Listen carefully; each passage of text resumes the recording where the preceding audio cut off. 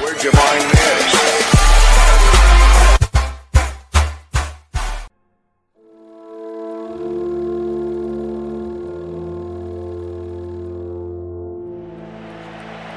« 15 février 2009, une date historique pour le Real Madrid. Raúl González Blanco scores his 308th goal in a Real Madrid shirt to surpass Alfredo Di Stefano's all-time scoring record.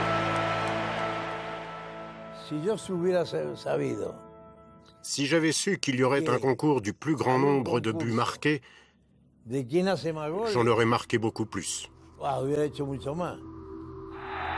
Après avoir détenu le record pendant presque 45 ans, Di Stefano est détrôné par Raúl, arrivé au Real Madrid à l'âge de 15 ans. Déjà enfant, il était promis un grand avenir.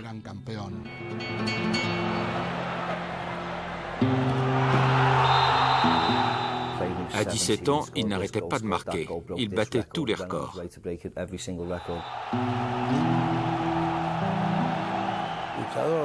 C'est un battant, un madridista jusqu'au bout des ongles. Il marque toutes sortes de buts, des faciles, des difficiles. Siempre el gol lo tenía en la cabeza, ¿no? Es lo más importante dentro de un partido, ¿no? Puedes estar 90 minutos pues jugando bien, pero si no marcas goles a veces no ganas, ¿no?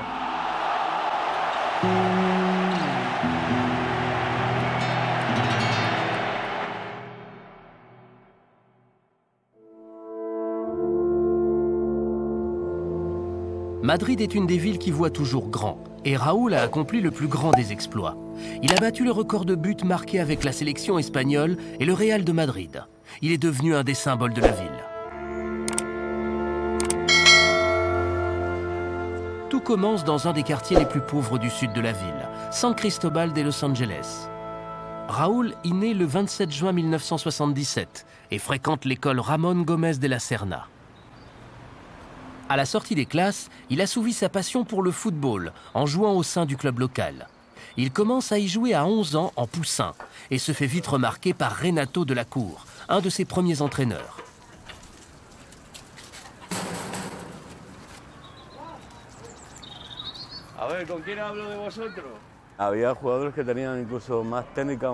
Certains joueurs étaient meilleurs que Raúl techniquement, mais aucun ne travaillait aussi dur que lui.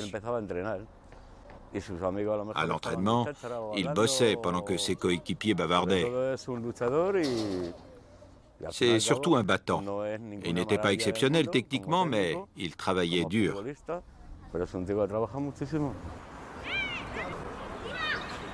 Situé dans la banlieue sud de Madrid, San Cristóbal est un bastion de supporters de l'Atlético de Madrid.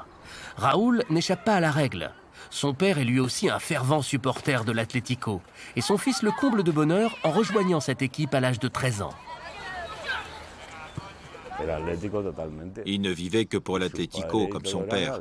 Puis tout a changé. Raúl commence donc à jouer au stade Vicente Calderón de l'Atlético, et non au Bernabéu. Quand Jesús Gil, le président de l'Atlético, supprime toutes les sections juniors, Raúl rejoint tout naturellement le Real Madrid, qui est plus qu'enchanté de l'accueillir. Yo creo que era un cambio para mejor, ¿no? El Atlético de Madrid es un gran club y las categorías inferiores, pues la verdad que en ese momento el Atlético de Madrid no las cuidaba mucho, ¿no? Y entonces, pues bueno, el Real Madrid me llamó, mi mejor sitio que el Real Madrid para mejorar y porque de la cantera de Real Madrid, pues ahí salen muchísimos jugadores, ¿no? Personnellement, je pense qu'il nous a trahis. Sérieusement, je suis très fier d'avoir travaillé avec lui, de l'avoir connu avant tout le monde, quand il était gamin. Je lui tire mon chapeau.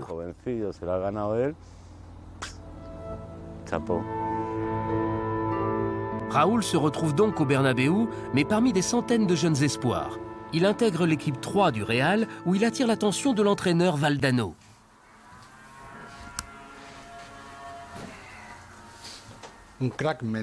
Il avait un mental formidable.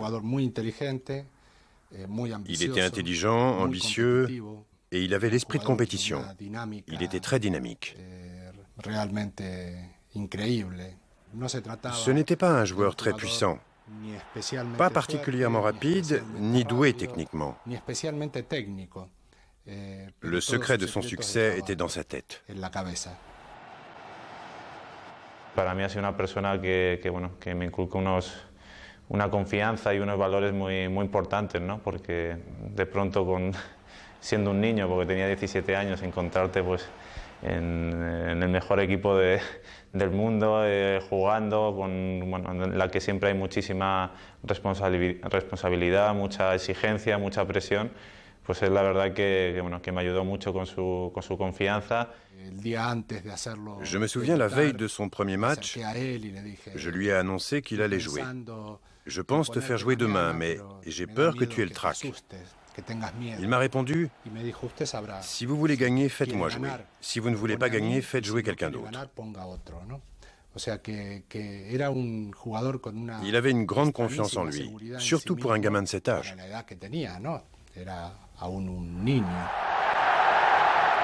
Raúl fait ses débuts le 29 octobre 1994 contre le Real Saragosse et devient le plus jeune à avoir jamais joué pour le Real Madrid. Il a 17 ans et 4 mois. Une semaine plus tard, cet ancien fan de l'Atlético joue un match encore plus important. Uno de los mejores recuerdos, ¿no? De debutar en el Bernabéu y encima conseguir un gol, ¿no? Para mí fue el gol que yo creo que he celebrado con más ganas, con más ilusión. Era como el sueño hecho realidad, ¿no? Estaba como en una nube y la verdad que fue muy bonito todo, ¿no? Por mi familia, por mis padres, por mis amigos. Depuis ce jour-là, tout le monde a su que Raúl deviendrait un des plus grands. Dès son intégration dans l'équipe première, il enchaîne les buts.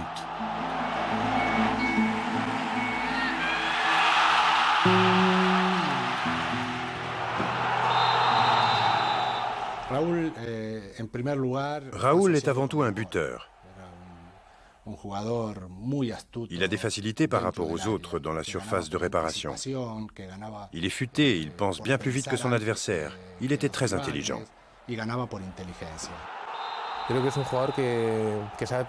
C'est un joueur qui sait toujours où marquer. Il sait ce qu'il doit faire dans la surface dès qu'il a le ballon. Il est toujours sur le coup. On ne le voit pas arriver et tout d'un coup, il surgit pour marquer le but. Eso es lo que estaba en mi cabeza y aparte por la posición en la que estoy, pues en cada oportunidad, en cada momento esperaba cualquier error del defensa, cualquier oportunidad que se diese para conseguir el gol, ¿no? Raúl devient rapidement une star de la Primera Liga. Il gagne son premier titre de champion en 1995, puis un autre en 1997, année où il est élu meilleur joueur de la saison. À la fin de cette saison, un autre joueur hors pair rejoint le Real, Fernando Morientes. Les deux hommes vont former le plus redoutable duo d'attaquants d'Europe. On se connaissait bien parce qu'on avait joué chez les moins de 20 ans dans l'équipe nationale. On se complétait très bien. On a chacun nos qualités. Il marquait parce qu'il était toujours en mouvement. Pendant ce temps, je restais en milieu de terrain pour le couvrir. Il était très fort quand il évoluait dans la surface. Il a marqué tellement de buts. À l'arrivée de Morientes, Raúl est déjà bien intégré dans l'équipe nationale espagnole. Il en est le capitaine, mais aussi le meilleur buteur. La selección, pues lo más grande, ¿no? Para mí siempre ha sido, de pequeño, siempre decía que el primer equipo era la selección española, ¿no? He disfrutado muchísimo cada vez que he podido vestir la camiseta y poder ayudar a conseguir goles y a conseguir victorias. C'est le genre de personne qui en veut toujours plus. Ça a toujours été un honneur pour lui de porter le maillot espagnol. Cette fierté, il l'a transmise à toute l'équipe nationale. Il se démenait et marquait des buts très importants.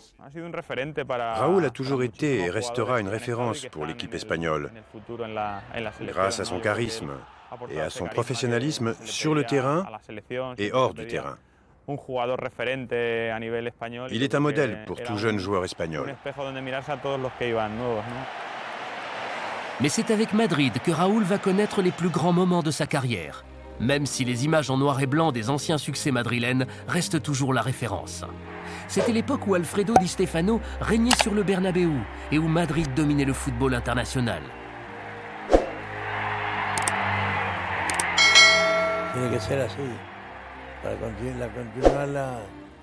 C'est comme ça.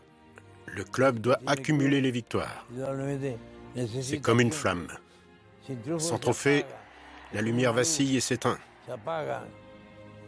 On doit entretenir la flamme. Le Real de Madrid n'a plus remporté de finale de Coupe d'Europe depuis 32 ans. Mais en 98, le club retrouve la gloire qu'il a connue dans les années 50, mais cette fois en Technicolor. El Real Madrid otra vez volvía a una final y la verdad es que toda la temporada solo vivíamos para eso, ¿no? Para poder conquistarla, ¿no? Y enfrente pues teníamos pues, uno de los mejores equipos en ese momento, que era la Juventus, que pues, tenía grandísimos jugadores con Zidane, con Del Piero. C'est un super souvenir. On avait vécu une semaine très tendue. Je n'avais jamais été autant stressé avant un match. Le Real de Madrid n'avait pas remporté la compétition depuis 32 ans.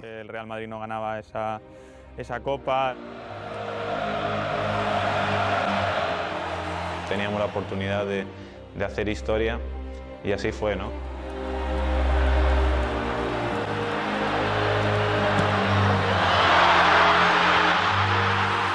Gol de Mijatovic, pues la verdad que disfrutamos muchísimo.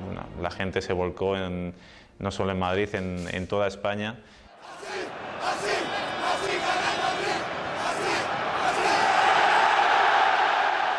Un momento muy especial, ¿no? Yo creo que todo el madridismo tenía ganas otra vez de cantar y de gritar que se había conseguido otra Copa de Europa. Tanto tiempo sin poder conseguir la Copa de Europa, ¿no?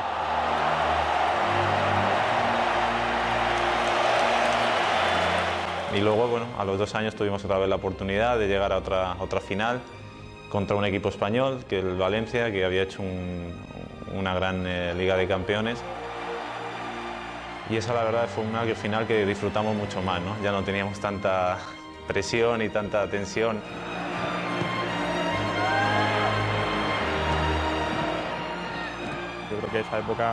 Je me souviens de cette période et surtout de notre envie de victoire. On gagnait avec facilité et tous les ans on remportait une compétition importante. Tuve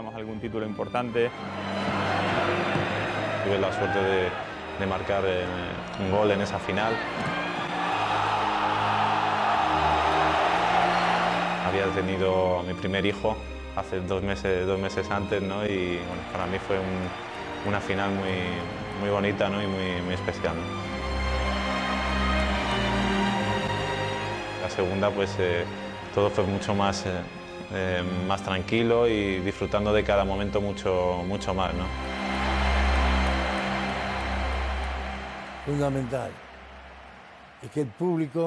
C'est fondamental pour le Real de Madrid. Les supporters adorent la Coupe d'Europe. Ils veulent qu'on la gagne.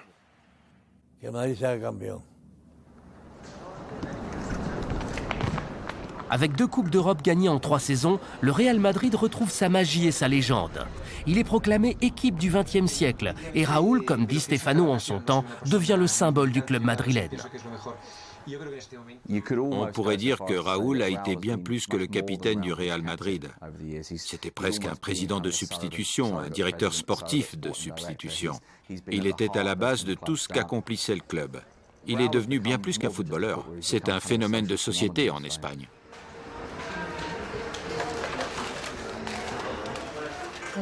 On ne peut pas dissocier le Real Madrid de Raúl, ni Raúl du Real Madrid. Au-delà de ça, c'est devenu un symbole pour l'Espagne.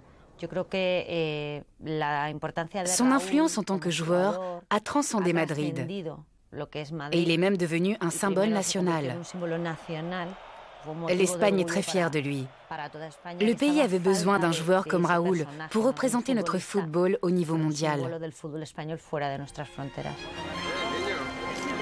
Mais un nouveau président, Florentino Pérez, inaugure une nouvelle époque au Real Madrid, celle des Galactiques, les footballeurs superstars.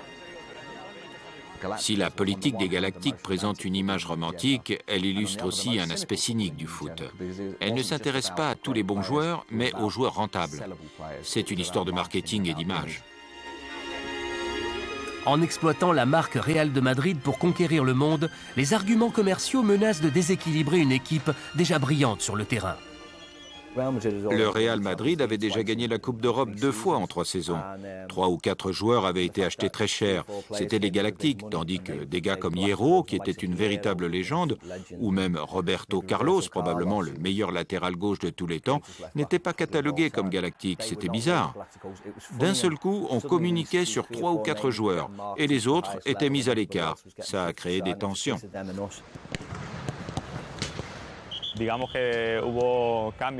Disons que ça a changé l'ambiance. Avant, on était tous égaux, on se battait pour la même cause. La mise en place des Galactiques a créé un léger malaise au sein de l'équipe pendant ces quelques années. Chaque année, le Real se charge de recruter une superstar internationale. Qu'en est-il de la star maison Raúl?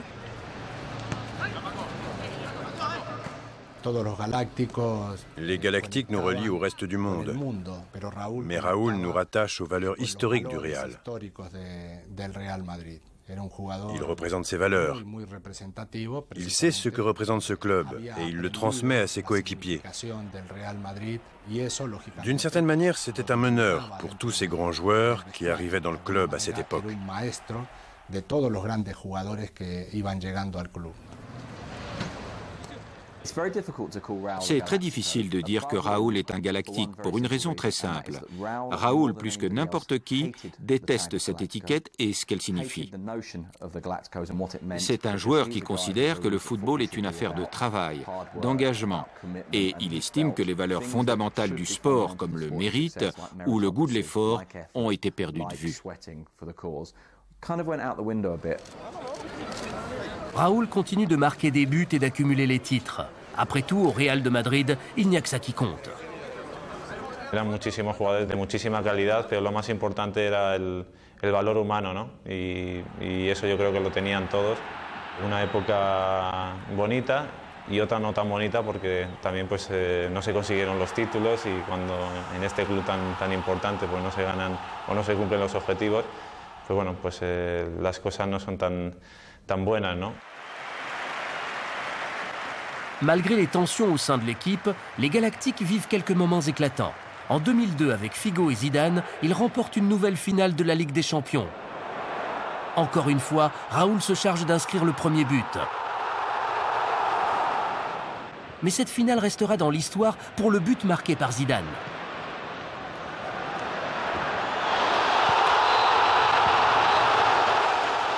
Aunque marqué, yo creo que lo que se recuerda de esa final es el golazo de Zidane, ¿no? Yo creo que fue magnífico, ¿no? Y poder haber vivido eso como compañero suyo, ese gol ahí, estando cerca de él, pues bueno, yo creo que todos los amantes del fútbol, no solo los madridistas, disfrutaron de ese gol, ¿no?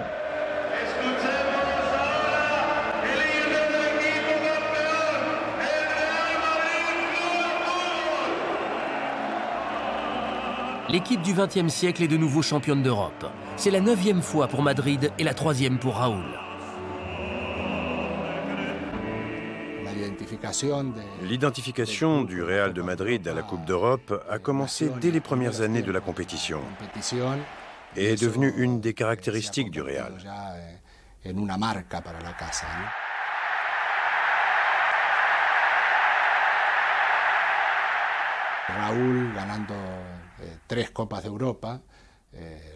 Les 3 victoires de Raúl en Coupe d'Europe lui confèrent une place particulière dans le cœur des madridistas.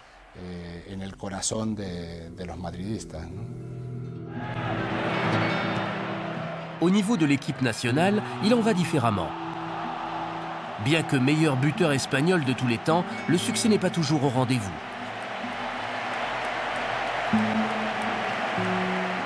Muy buenos recuerdos nunca he tenido, ¿no? Porque bueno, al final no se han cumplido los objetivos, ¿no?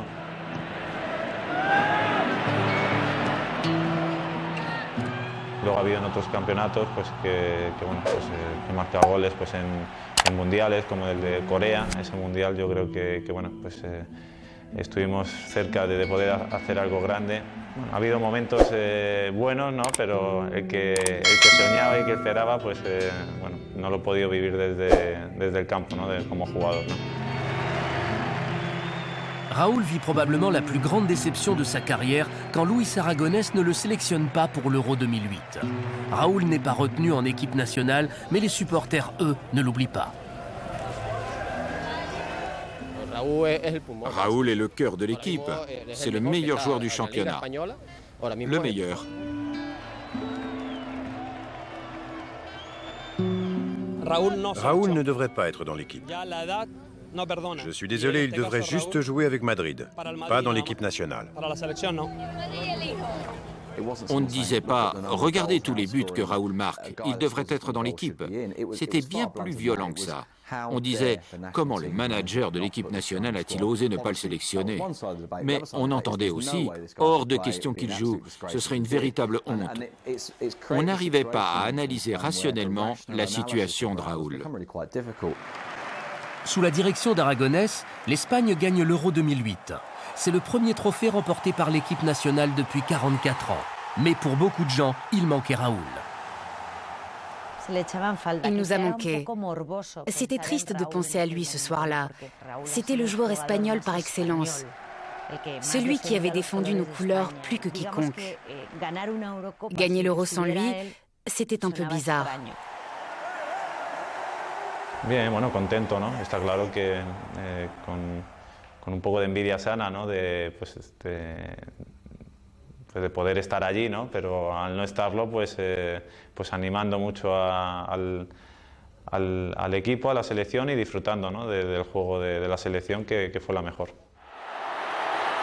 Pourtant, de retour au stade Bernabéu, les qualités de Raúl ne sont pas remises en cause. Contre toute attente, le club décroche un nouveau titre en 2007, devant le Barça. C'est le 30e titre de Primera Liga pour le Real et Raúl en est le capitaine et le meneur de jeu.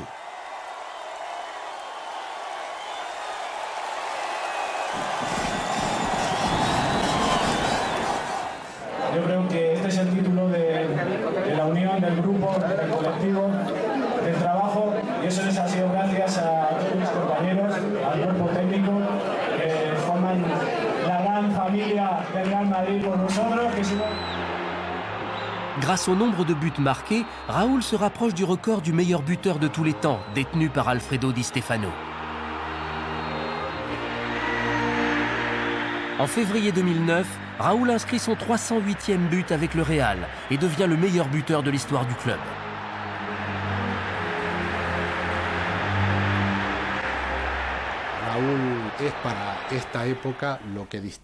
Raúl est l'homologue contemporain de Di Stefano. Plus que quiconque, il incarne l'histoire du Real de Madrid et ce qu'il représente. En fait, tout ce qui a commencé avec Di Stefano, Raúl l'exprime aujourd'hui mieux que personne.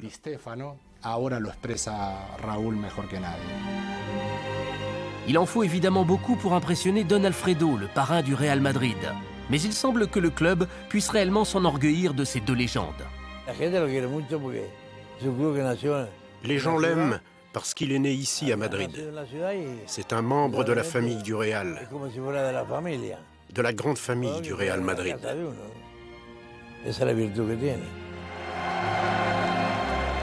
Raúl González Blanco, l'adolescent devenu meilleur buteur de l'histoire du Real Madrid.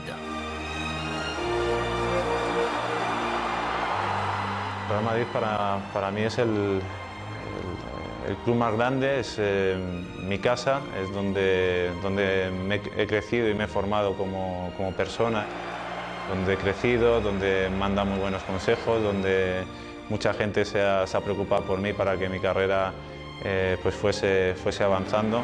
Como siempre, quiero agradecérselo con muchos goles, con buen fútbol y sobre todo pues con victoria, ¿no? del equipo, que es lo más importante y lo que todo el mundo desea, ¿no? Llegar a un día en el momento de dejarlo, pero seguro que bueno, pues, estaré ligado al fútbol, al Real Madrid, porque forma parte de todo lo que soy, ¿no?